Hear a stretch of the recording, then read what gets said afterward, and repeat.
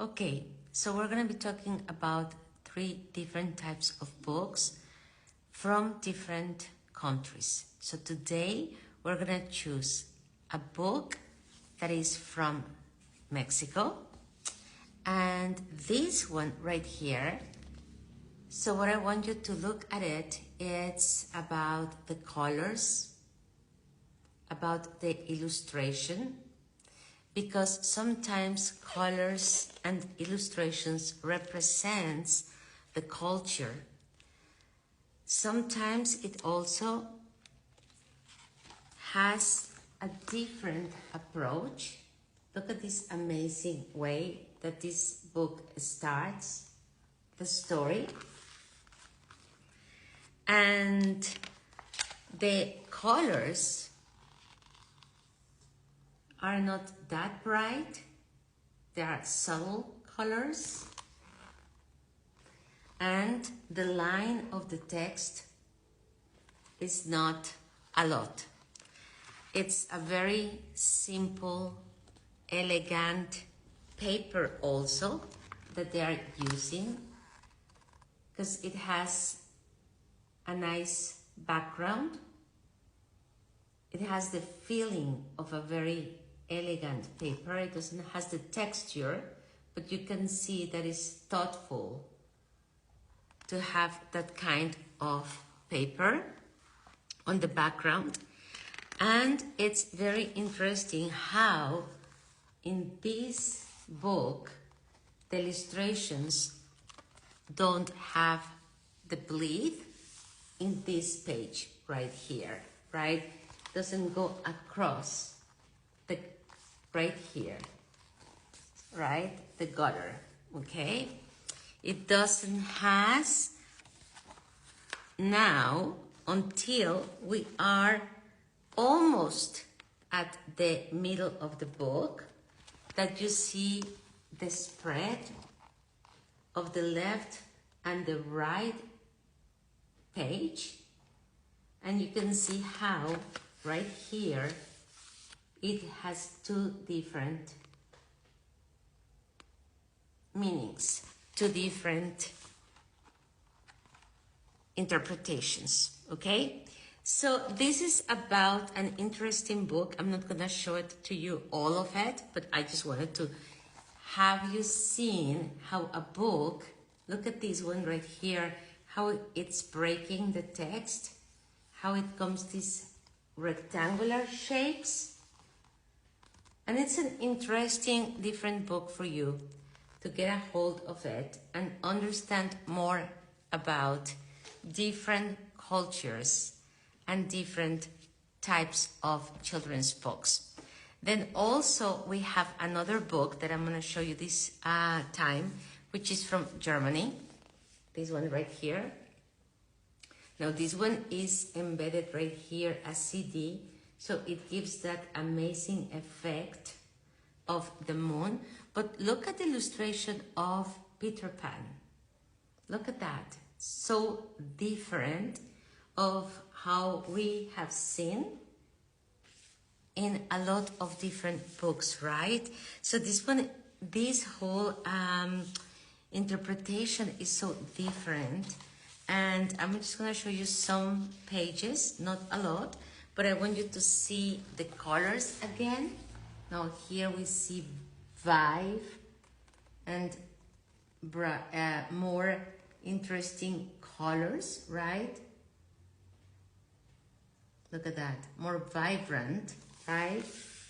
More vibrant colors. But look at the text that it has, different from the other one. Now, both are considered picture books, but what I want you to see is that there's room for different types of children's books.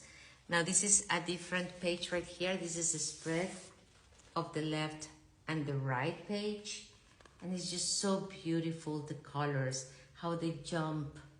Look at that to you when you open the page. And again, we see a lot of text, and that amount of text, I want you to see The font, pay attention on the type of font, of the size, and we don't usually see that much of text in a lot of different picture books. Depends on the country again. So this one is my surprising one. I just want to emphasize how different it is. Look at that amount of text. And this is still considering a picture book. Okay, it's not very common, but look at that. Look at, I'm not sure if that's Wendy. I'm sure that's not Wendy, but Tinker, right? And look how different this one is here in this illustration. Tinkerbell, right? So different. And again, I'm not going to show you the whole book, but what I want you to see is that they are so different from country to country, the feeling and how the interpretation is going to be. We have seen so many versions of Peter Pan, but this one is so unique. I guess that what it's amazing is the illustrations, the color palette, the text, right? And how everything, it's so beautiful on this book, okay? And the last one that I'm going to show you for tonight is another study case. This one is from US. It's an author and illustrator that is the same author and illustrator Kenneth Pak, right? He illustrated and he wrote this book. And now here on this one, what I want you to see is, again, this is a more common approach to illustrations, right, that we see in US. This one settled line right here. You can see a very settled line, right, of text right here. The colors are beautiful. Look at the book cover, so nice. And let's see if I can share with you another 2 pages so you get the feeling of how different this book is versus the other ones. So really on this one is about the different approach that he takes to illustrate this book, okay? But he's maintaining the simplicity and the common aspect on mostly US books that is for the children to facilitate the reading, right, experience. And then I'm going to take you to one more. Now, this one, throughout the whole book that I'm looking, it has that spread